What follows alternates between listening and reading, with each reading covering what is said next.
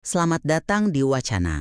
Hari ini kita akan menyelami salah satu misteri paling fundamental di alam semesta kita, materi gelap. Ini adalah sebuah substansi misterius tak terlihat yang menurut perhitungan terbaik kita menyusun sekitar 85% dari seluruh materi di kosmos. Ini bukan sekedar angka aneh ya. Keberadaannya itu krusial. Tanpa tarikan gravitasi ekstra dari materi gelap, galaksi kita sendiri, Bima Sakti, akan tercerai-berai. Bintang-bintang di tepiannya itu bergerak terlalu cepat dan seharusnya sudah lama terlempar ke ruang hampa. Jadi ada sesuatu yang menahannya. Lah, sesuatu itu yang jadi perdebatan besar. Pertanyaan intinya kan bukan lagi apakah ada anomali gravitasi. Datanya sudah sangat jelas, tapi apa penyebabnya? Disinilah kita terbelah. Apakah ini benar-benar materi? Sebuah partikel eksotis yang belum pernah kita temukan, yang mungkin melayang-layang di antara kita saat ini? Atau jangan-jangan istilah materi gelap itu sendiri adalah sebuah kekeliruan? Sebuah label yang kita berikan pada fenomena yang jauh lebih aneh. Mungkin semacam gema gravitasi dari alam semesta lain yang tak bisa kita lihat. Ada pertanyaan ini, apakah kita sedang menghadapi masalah materi yang hilang atau masalah pemahaman yang hilang? Posisi saya jelas, bukti-bukti yang ada dari skala galaksi sampai struktur terbesar di alam semesta paling kuat menunjuk pada keberadaan partikel fisika yang nyata. Walaupun misterius, perilakunya bisa kita petakan untuk menjelaskan kosmos seperti yang kita amati. Sedangkan saya akan berpendapat bahwa kita mungkin terlalu cepat mengambil kesimpulan yang paling nyaman, terutama bagi fisikawan partikel. Saya merasa misteri ini adalah petunjuk bahwa kita mungkin perlu merombak pemahaman kita tentang gravitasi itu sendiri, atau bahkan tentang apa itu alam semesta. Mungkin yang kita cari bukanlah partikel, melainkan sebuah ide baru yang radikal. Baiklah, mari kita mulai dari dasar argumen saya. Model standar kosmologi kita itu tidak akan berfungsi tanpa materi gelap. Ini bukan sekedar tambahan pemanis loh. Ketika para ahli kosmologi menjalankan simulasi di superkomputer untuk melihat bagaimana alam semesta berevolusi, mereka hanya bisa mendapatkan struktur mirip jaring laba-laba raksasa jaring kosmik yang kita lihat sekarang, di mana galaksi-galaksi bergerombol di sepanjang filamen, hanya jika mereka memasukkan komponen materi gelap sejak awal. Tanpanya, materi biasa terlalu encer dan tersebar untuk bisa membentuk galaksi dan gugusan galaksi sekompleks yang kita lihat. Ini juga bukan teori baru. Sejak tahun 70-an, pengamatan Vera Rubin sudah menunjukkan ada yang aneh. Bintang-bintang di pinggiran galaksi Andromeda itu ngebut, seolah ada massa raksasa tak terlihat yang menahan mereka. Jadi, ini teka-teki yang sudah berumur puluhan tahun. Saya setuju, anomali itu nyata. Tapi lompatan dari ada gravitasi ekstra ke pasti ada partikel baru, itu yang saya pertanyakan. Ini seperti pepatah lama ya. Kalau satu-satunya alatmu adalah palu, semua masalah terlihat seperti paku. Komunitas fisika partikel tentu saja akan mencari partikel baru, itu wajar. Tapi kita harus berani berpikir di luar kotak. Gini deh, gimana kalau selama ini kita salah cari? Kita sibuk mencari partikel di alam semesta kita, padahal mungkin yang kita rasakan itu bukan benda, tapi gema.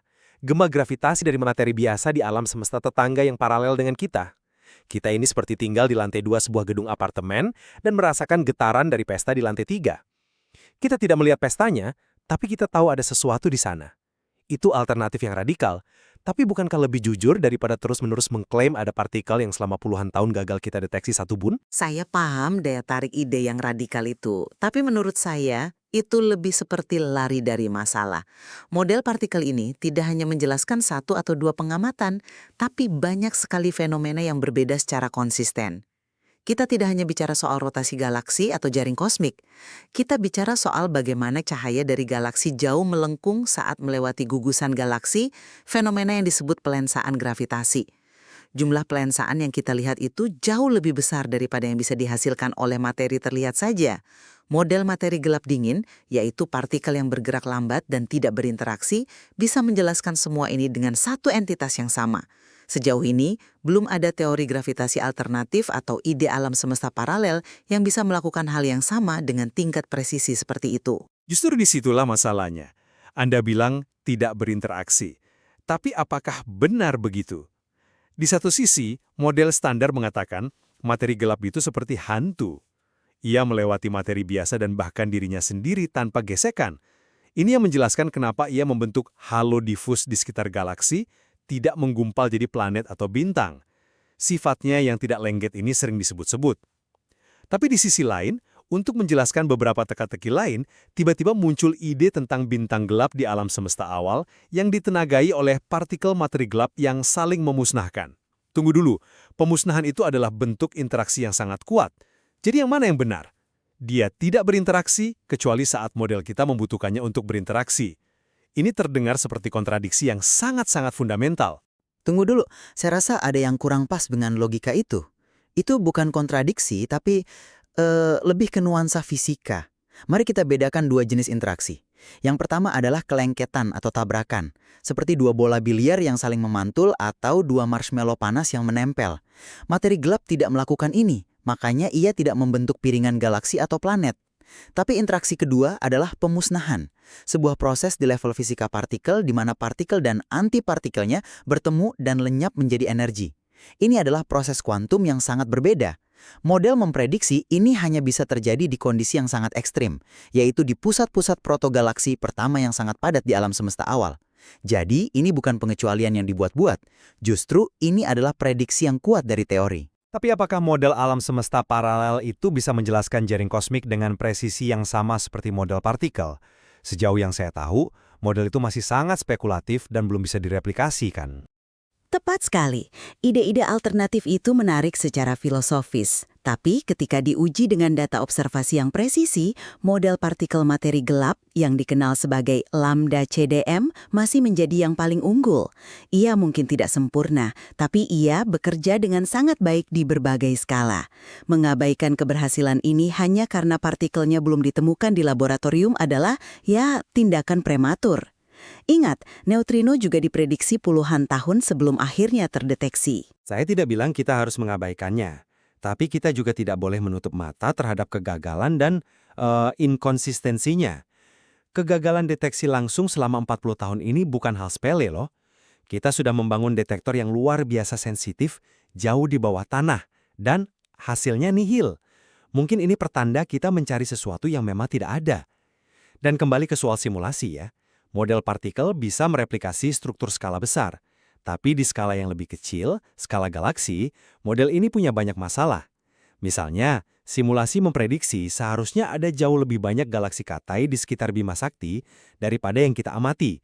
Ada ketidaksesuaian. Alih-alih mengakui ini sebagai kelemahan model, komunitas cenderung mencari cara untuk memperbaikinya. Nah, ini yang saya sebut bias konfirmasi. Masalah galaksi Katai itu memang isu yang sudah lama diperdebatkan. Tapi ada banyak penjelasan astrofisika yang masuk akal.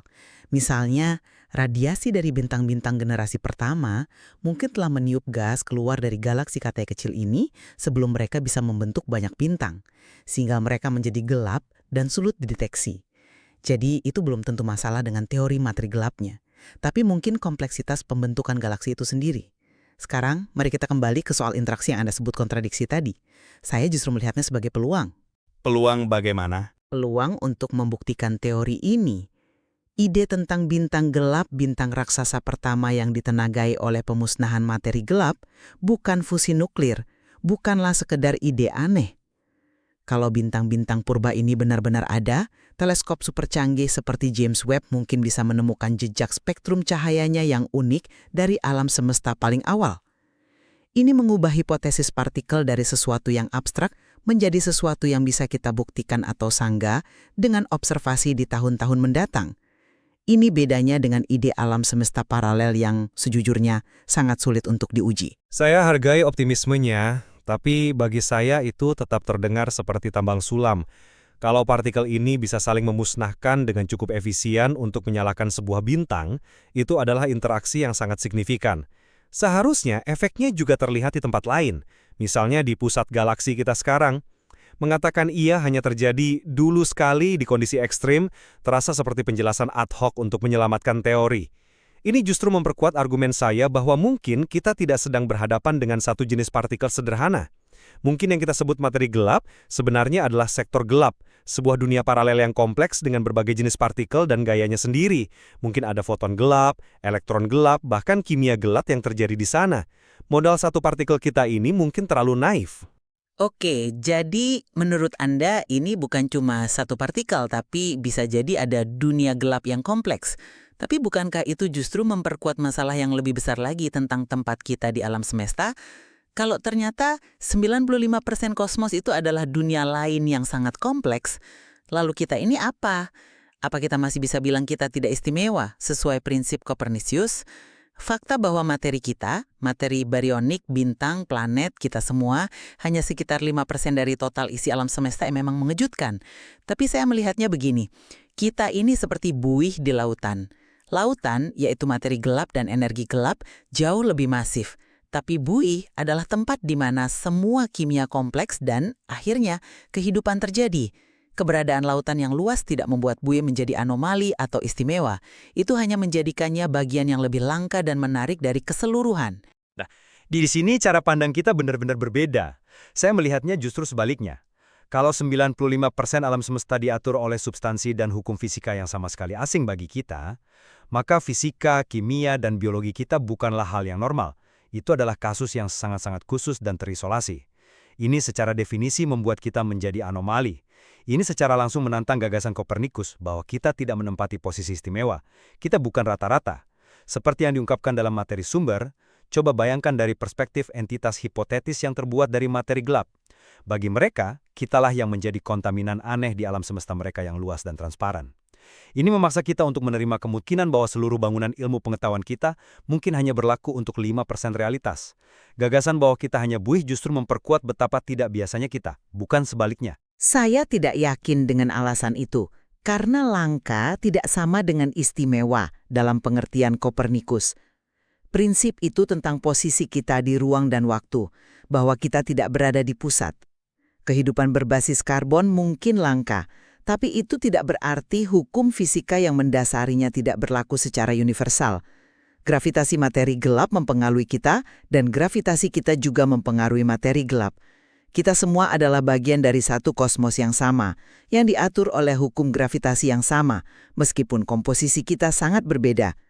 Kerangka partikel memberi kita cara untuk menghubungkan dua dunia ini melalui gravitasi, sebuah jembatan konkret, meskipun interaksi lainnya tidak ada. Tapi jembatan itu sendiri yang rapuh. Kalau satu-satunya hubungan kita adalah gravitasi, dan kalau sumber gravitasi itu sendiri dipertanyakan, apakah itu partikel di sini atau materi di sana, maka klaim kita tentang pemahaman universal menjadi sangat lemah. Misteri ini mungkin bukan hanya tentang menemukan partikel baru di dalam akselerator. Mungkin ini adalah panggilan untuk mempertanyakan kembali asumsi paling dasar kita tentang apa itu alam semesta. Mungkin alam semesta kita hanyalah satu lapisan dalam realitas multilapis yang jauh lebih besar dan lebih kompleks dari yang pernah kita bayangkan. Dan itu bagi saya adalah kemungkinan yang jauh lebih menarik. Diskusi kita ini benar-benar menggarisbawahi inti permasalahannya. Bukti adanya gravitasi tambahan ini sudah tidak terbantahkan lagi. Pertanyaannya adalah tentang sifat dari sumbernya. Model partikel materi gelap, meskipun masih menyisakan pertanyaan besar seperti kegagalan deteksi langsung, ia tetap menjadi kerangka kerja yang paling sukses dan komprehensif saat ini. Ia mampu menjelaskan rentetan fenomena yang sangat beragam, mulai dari kurva rotasi galaksi yang pertama kali diamati Vera Rubin, hingga pola radiasi latar kosmik dan struktur jaring kosmik skala besar. Ia memberikan penjelasan yang konsisten dan, yang terpenting, dapat diuji. Dan perdebatan kita juga menunjukkan betapa berbahayanya kalau kita terpaku pada satu penjelasan saja. Tidak peduli seberapa suksesnya penjelasan itu untuk sementara waktu. Sejarah sains penuh dengan teori-teori sukses yang akhirnya digantikan oleh ide yang lebih baik. Misteri materi gelap mungkin adalah bisikan dari alam semesta bahwa kita berada di ambang revolusi pemahaman berikutnya. Mungkin ini bukan soal partikel, tapi soal gravitasi. Atau mungkin ini petunjuk bahwa kita perlu mengakui kemungkinan adanya realitas di luar cakrawala pengamatan kita yang secara aktif mempengaruhi dunia kita. Menutup pikiran dari kemungkinan-kemungkinan ini hanya karena terasa terlalu spekulatif, menurut saya akan menjadi sebuah kesalahan intelektual yang besar. Saya setuju bahwa kita harus tetap berpikiran terbuka. Pada akhirnya, Pengejaran untuk memahami materi gelap ini mendorong batas pengetahuan manusia ke wilayah yang paling ekstrim. Jawaban atas teka-teki ini, apapun bentuknya nanti, apakah itu partikel WIMP, aksion, atau sesuatu yang bahkan belum kita bayangkan, pasti akan secara fundamental mengubah pandangan kita tentang kosmos dan tempat kita di dalamnya. Tepat sekali. Dan masih banyak lagi yang bisa kita gali dari materi ini. Fakta bahwa kita bisa duduk di sini dan memperdebatkan 95% dari alam semesta yang tidak bisa kita lihat menunjukkan betapa sedikitnya yang sebenarnya kita ketahui dan betapa luar biasanya perjalanan penemuan yang menanti di depan kita.